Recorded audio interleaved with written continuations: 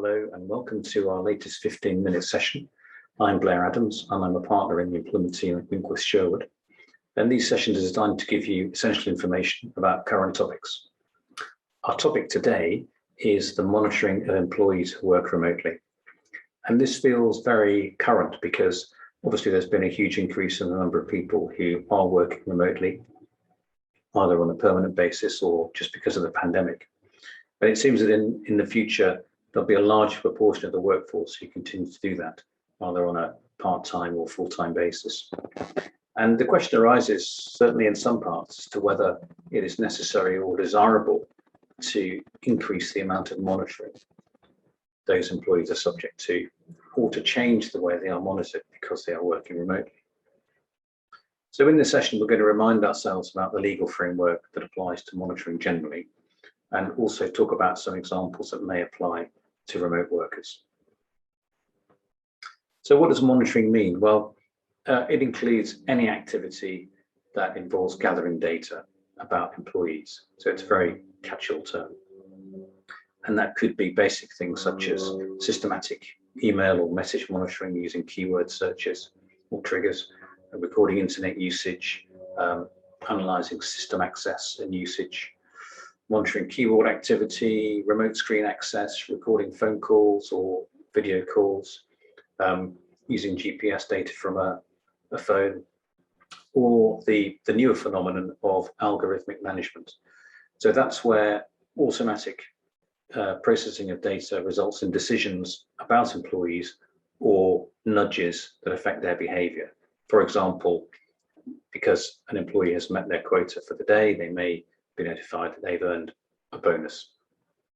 Or if they're not looking like they're going to achieve their quota, they may get a nudge saying, do more, work harder, that sort of thing. Monitoring is, of course, legal, provided it's done in the right way. And the fundamental test is whether the adverse effect on the employee is justified by the benefit to the employer.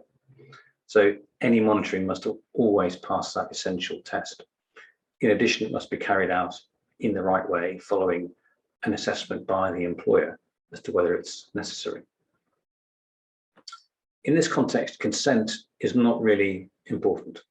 It's not essential to monitoring taking place. It's much more important to establish you have a legitimate interest.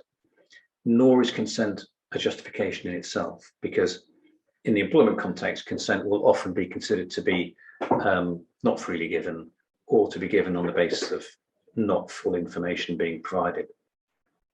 So even if you have consent to monitoring taking place, don't rely on it, particularly if it was given several years ago just by an employee signing a contract. What is probably more important is informing employees that monitoring is taking place. Now, you all know that already. The point I would stress here is that where employers probably fall down is that they don't renew the information on a periodic basis, and they may change their monitoring practices without giving new information to employees. Because employees are entitled to know what sort of monitoring is taking place, except in cases where the monitoring is covert for a specific justifiable reason, such as looking at misconduct. So you need to look at your documents, your contracts, but particularly your data protection policies, monitoring policies, privacy notices, to ensure that you give adequate detail of the type of monitoring that is taking place on an ongoing basis. Equally, of course, informing employees is not a justification in itself. You still need a legitimate interest and to have assessed the methods of monitoring appropriately. And to assess the risks, you all know about data protection impact assessments. I'm sure you have done them. They are essential. They're requirements of the legislation.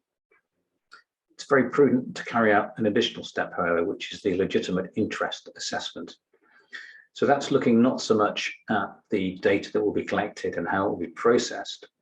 It's looking much more closely at why you're doing the monitoring in the first place.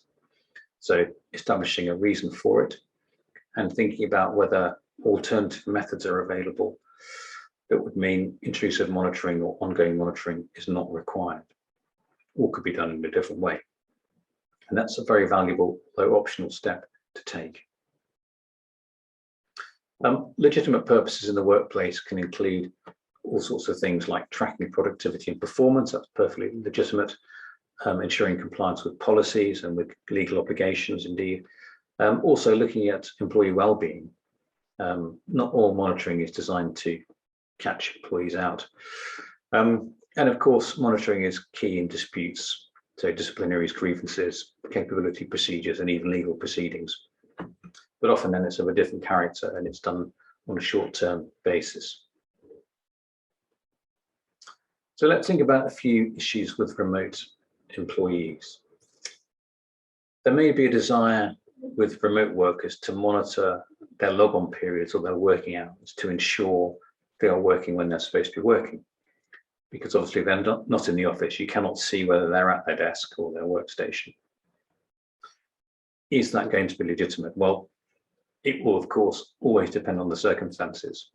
But I think there will be certain prerequisites to establishing a legitimate interest. So you will have to show that it's necessary for the employee to be working from a specific time to a specific time.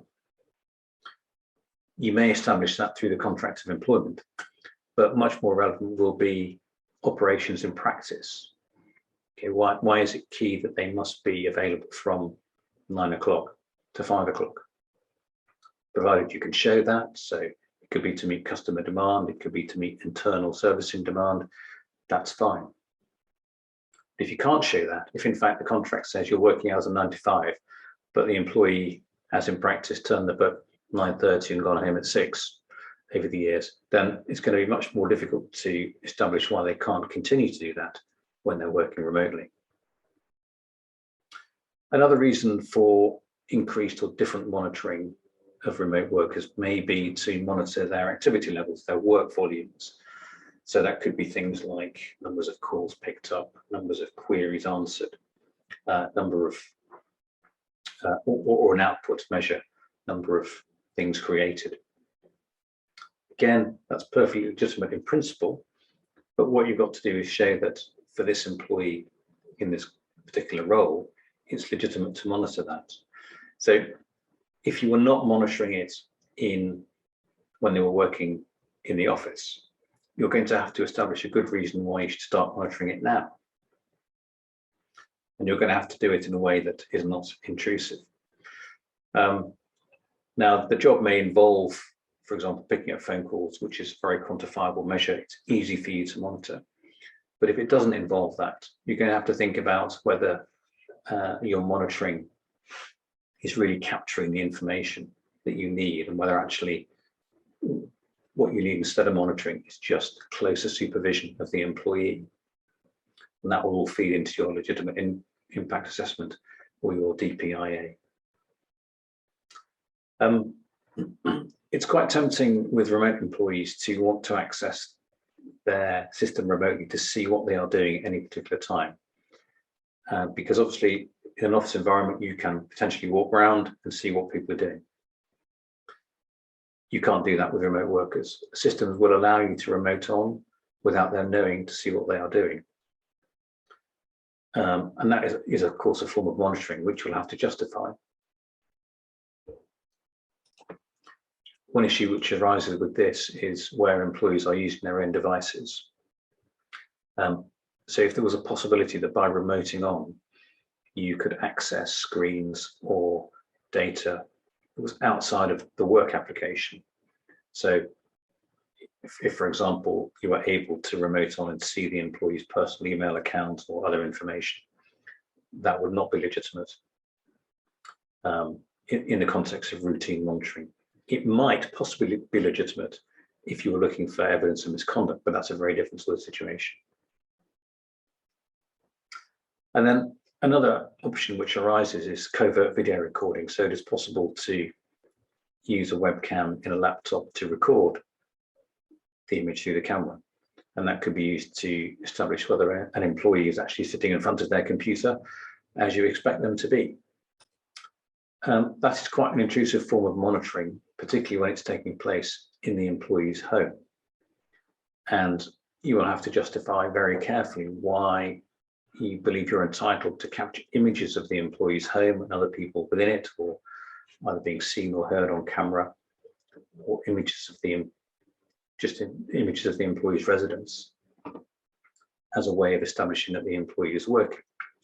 Because again, if the value of the job is in the output, then the question of whether they're sitting at their computer at any given moment is perhaps less relevant. So a word of caution here about the methods you adopt, and when you are looking at implementing systems which you may feel are very legitimate, do be wary, because what's on the market, and there are some quite powerful and scary things on the market, is not necessarily what's legal. This is not a regulated market. So it's possible to buy things from very reputable vendors, but there's no guarantee that implementing them would be seen as legitimate by the information controller or any course under the DPA. So just because you can buy it or do it doesn't mean it's legal. So what are the risks here? Well, you've also got risks of employment claims like breach of trust and confidence. If an employee believed that monitoring was completely unjustifiable and intrusive. You've got potential human rights claims. They are, of course, quite long and difficult, particularly now after Brexit. Another risk is ICO enforcement action. As you know, the ICO has the power to levy very large fines on organisations, and it is very happy to do so. Its focus in recent times has been probably more on improper marketing activities, and also on companies that fail to protect customer data. And it recently levied very large fines. For example, it fined British Airways 20 million a few months ago for failing to protect customer data.